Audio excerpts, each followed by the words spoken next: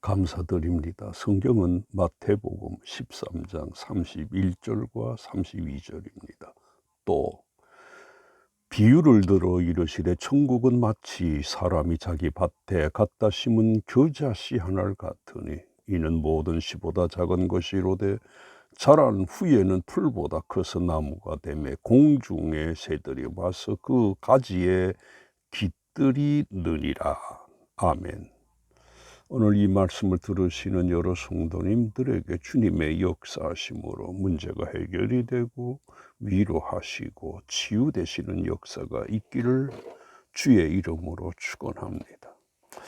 오늘 본문 31절에서 주님이 천국에 대해 이렇게 비유하시고 있습니다. 천국은 마치 사람이 자기 밭에 갖다 심은 겨자씨 하나를 같다고 하십니다. 그래서 이 시간에는 천국에 대해서 말씀하려고 합니다. 그러면 주님이 오늘 본문 31절에서 이 천국을 무엇으로 비유하시고 있다고요? 천국은 마치 사람이 자기 밭에 갖다 심은 겨자씨 하나를 같다고 했습니다. 천국을 겨자씨 하나로 비유하십니다. 왜 주님이 천국을 겨자씨로 비유하신 것일까요?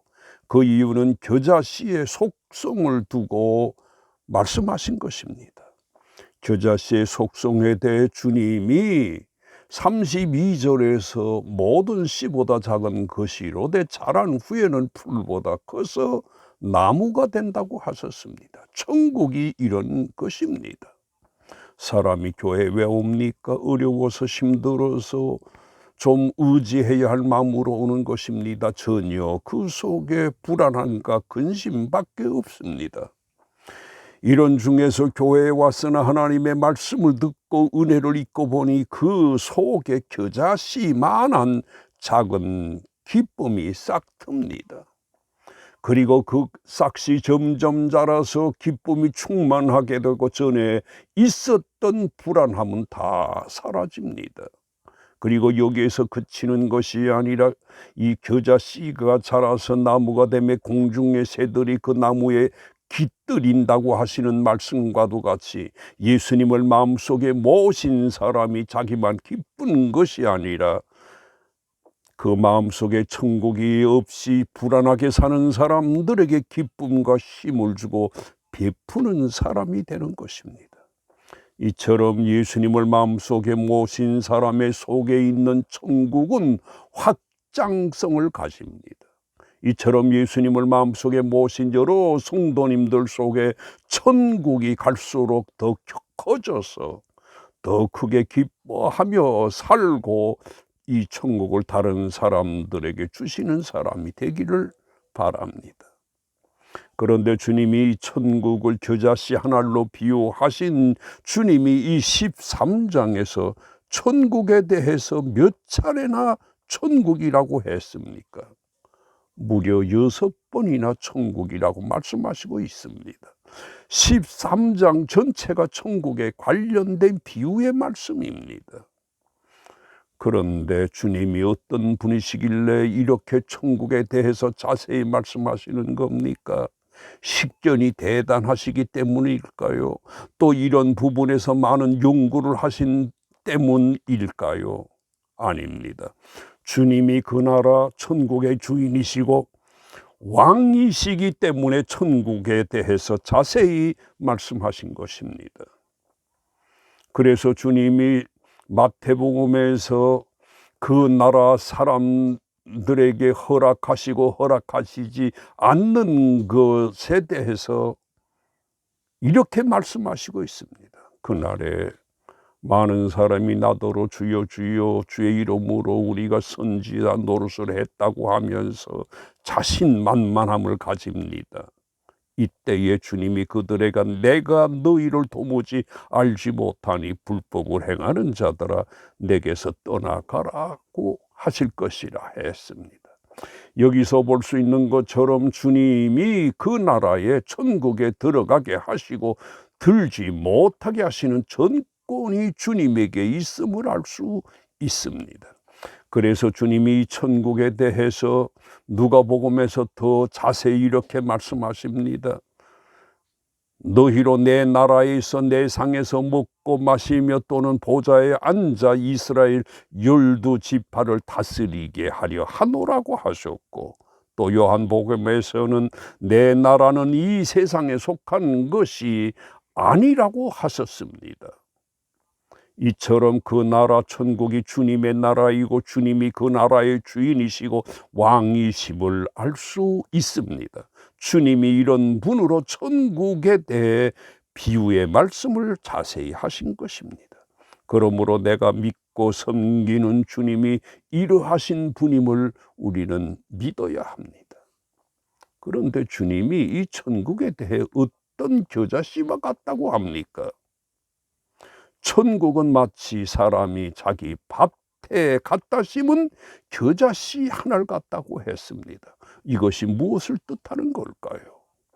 주님의 이 말씀의 의미는 주님이 저 하늘나라에 계시고 그곳에만 고정시키는 것이 아니라 하늘나라를 주님이 계신 그곳에 고정시키는 것이 아니라 무사람들에게 그 나라를 가질 수 있게끔 마음속에 간직하도록 열어놓으셨음을 말씀하십니다. 주님이 일하신 분입니다. 모든 사람들이 소유할 수 있게끔, 천국을 가질 수 있게끔 하신 것입니다. 그래서 주님이 공생의 사역을 하시면 사람들에게 이렇게 외칩니다. 회개하라, 천국이 가까웠느니라고 하십니다. 이처럼 주님은 그 나라를 우리 모든 사람들에게 열어놓고 소유하게 하신 나라입니다. 다시 말해 천국은 그 어떤 특정 사람에게만 주신 것이 아닙니다. 주님이 그 나라를 열어놓으셨는데 그래도 들어가지 못했다고 하면 그 사람의 책임입니다. 왜냐하면 주님이 3절과 8절에서 씨 뿌리는 자의 비유를 말씀하시는 것에서도 잘 드러납니다. 어떤 사람이 씨를 밭에다 뿌립니다. 그 씨가 4절에서 볼 수 있는 것처럼 길가에 떨어지자 새들이 와서 먹어버렸습니다. 또 어떤 씨는 흙이 얕은 돌밭에 떨어짐으로 해가 돋자 타서 뿌리가 없으므로 말라버렸습니다. 또 어떤 씨는 가시떨기 위에 떨어지자 그 가시가 자라서 기울을 막음으로 역시 결실하지 못합니다. 마지막으로 어떤 씨는 좋은 땅에 떨어짐으로 100배, 60배, 30배의 결실을 합니다. 그런데 여기에서 밭이 바로 사람의 마음을 가리키는 것이고 거기에 뿌려진 씨는 하나님의 말씀을 가리키는 것입니다.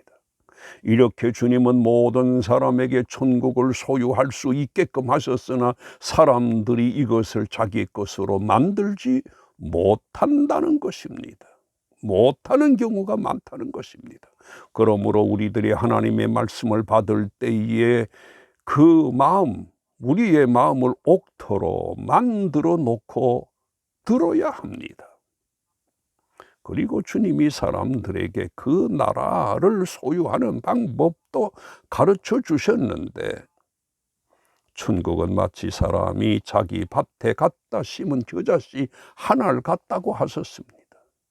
이 말씀의 의미는 사람이 말씀을 받고 그 말씀을 자기 마음밭에 심는다는 것입니다. 우리가 여기서 볼 수 있는 것처럼 주님은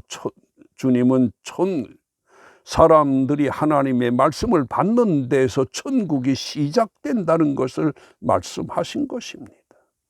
따라서 사람에게 있어서 그 말씀을 받는 태도가 중요한 것인데 그러면 우리가 어떤 마음으로 하나님의 말씀을 받아서 천국을 마음속에 소유해야 할까요? 이것에 대해서 18절서부터 23절에서 말씀하십니다. 19절에서 아무나 천국 말씀을 듣고 깨닫지 못할 때에는 악한 자가 와서 그 마음에 뿌린 것을 빼앗는다고 합니다. 그러므로 말씀을 들을 때에 깨닫고자 하는 마음이 꼭 필요한 것입니다. 21절에서도 볼 수 있는 것처럼 말씀을 받았으나 말씀으로 말미암아 환난과 박해가 일어날 때에 그것을 이기지 못하고 넘어진다고 합니다. 말씀을 받은 후에 어떤 어려움도 견디는 인내가 필요해야 천국이 그 마음 속에서 생겨지는 것입니다. 그리고 22절에서 볼 수 있는 것처럼 말씀을 들었으나 세상의 염려와 재물의 유혹에 그냥 믿음에서 돌아서는 것입니다. 말씀을 받은 다음에는 그 들은 말씀으로 세상의 염려를 물리쳐야 하는데 그렇게 하지 못하는 경우가 있습니다. 그리고 주님이 23절에서 말씀을 듣고 결실한 자에 대해서 그 마음속에 천국을 소유하는 방법에 대해서 좋은 땅에 뿌려졌다는 것은 말씀을 듣고 깨닫는 자라고 했습니다. 천국을 소유하는 비결은 유혹에 넘어가지 않고 말씀을 잘 듣고 깨닫는 것입니다. 그런데 주님이 오늘 본문에서 천국이라고 하신 말씀이 현세적인 것만을 말하고 우리 심령에 있는 하나님의 나라만을 말할까요? 아닙니다.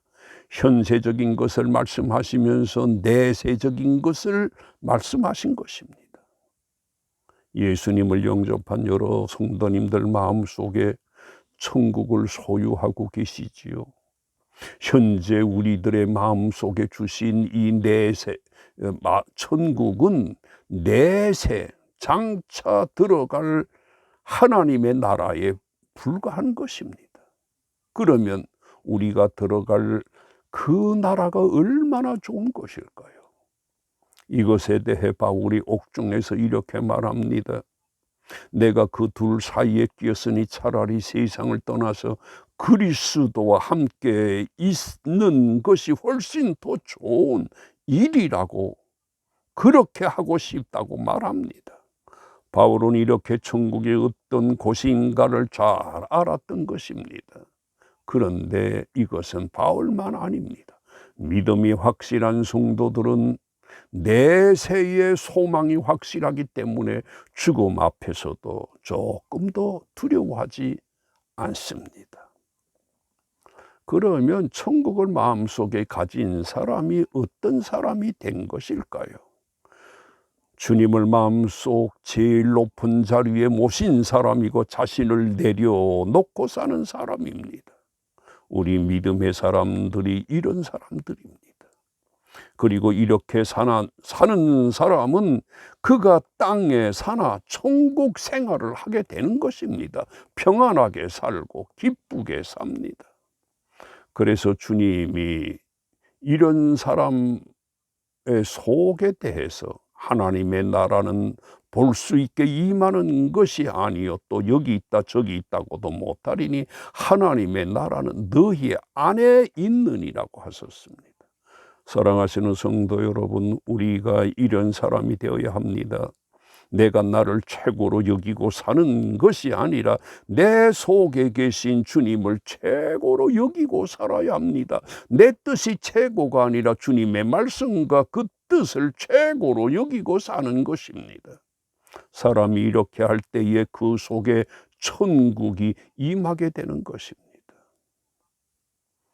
자, 이런 사람은 사람들에게서 그 어떤 어려운 일을 당해도 서운하거나 미운 마음을 가지지 않습니다. 찬송가 가사대로입니다. 주 예수 내 마음에 들어와 계신 후 변하여 새 사람 되고, 이런 심령을 가지게 됩니다. 그러면 천국을 소유하지 못한 사람은 어떻게 될까요? 31절에서 또 비유를 들어 이르시되 천국은 마치 사람이 자기 밭에 갖다 심은 겨자씨 하나를 같으니라고 하셨는데, 여기서 볼 수 있는 것처럼 자기 마음에 천국이 되게 하시는 말씀을 가지지 않고 사는 것인데, 이런 사람의 특징은 자기 마음대로 사는 것입니다. 자기 혼자 고민하고 자기 혼자 걱정하고 고달프게 삽니다. 그리고 31절에서 이렇게 사는 사람들은 자란 후에는 풀보다 커서 나무가 되고 공중의 새들이 그 가지에 깃들인다고 하셨는데, 말씀이 없고 마음속에 천국을 소유하지 못했기 때문에 그 속에 자라는 것이 천국이 아니라 정반대의 것이 그 속에서 자라고 그를 지배합니다. 이런 삶에 대해서 로마서 1장 28절에서 32절까지에서 여러 가지로 말씀하시고 있습니다. 상실한 마음대로 살면서 이런 일을 합니다. 불의, 추악, 탐욕, 악의가 가득한 자가 됩니다. 믿는 사람의 마음속에서는 갈수록 천국이 자라서 확장이 되지만, 하나님의 말씀을 두지 않은 사람에게는 이런 것들로 가득하게 되는 것입니다. 문제를 일으키는 사람이 되는 것입니다. 마음속의 말씀과 천국을 소유하지 못한 사람에게서는 이런 것들이 자라 이런 못된 것들이 그 사람을 지배합니다. 그러나 하나님의 말씀과 천국을 소유한 사람은 자란 후에는 풀보다 커서 나무가 되매 공중의 새들이 와서 그 가지에 깃들이느니라 하신 것처럼, 다른 사람들에게 유익을 끼치고 유익을 주나 마음속의 말씀과 천국을 소유하지 못한 사람은 정반대로 사람에게 유익 주는 것이 아니라 피해주고 괴롭히고 힘들게 합니다. 사랑하시는 성도 여러분, 이런 모든 행동과 그 사람의 삶은 그 사람 자신에게서 생기는 것이 아니라 하나님의 말씀과 마음의 천국을 소유했느냐 아니했느냐 그 여부에서 비롯되는 것입니다. 사람이 하나님의 말씀과 천국을 소유했느냐 아니했느냐 여부가 얼마나 중요한지 모릅니다. 하나님의 말씀과 천국을 소유하는 사람이 되어야 합니다. 그래야 나도 편하고 다른 이들도 편하게 합니다. 결론적으로 사랑하시는 성도 여러분, 우리가 받고 있는 이 말씀을 잘 받아들일 때 이것이 곧 천국이 되는 것이고 아름다운 삶이 됩니다. 그리고 그것이 내세에 연결이 돼서 내세에 복을 받게 하시는 것임을 믿고, 말씀을 들을 때에 늘 옥토와 같은 마음을 가지고 말씀을 들으시기를 주님의 이름으로 축원합니다. 아멘.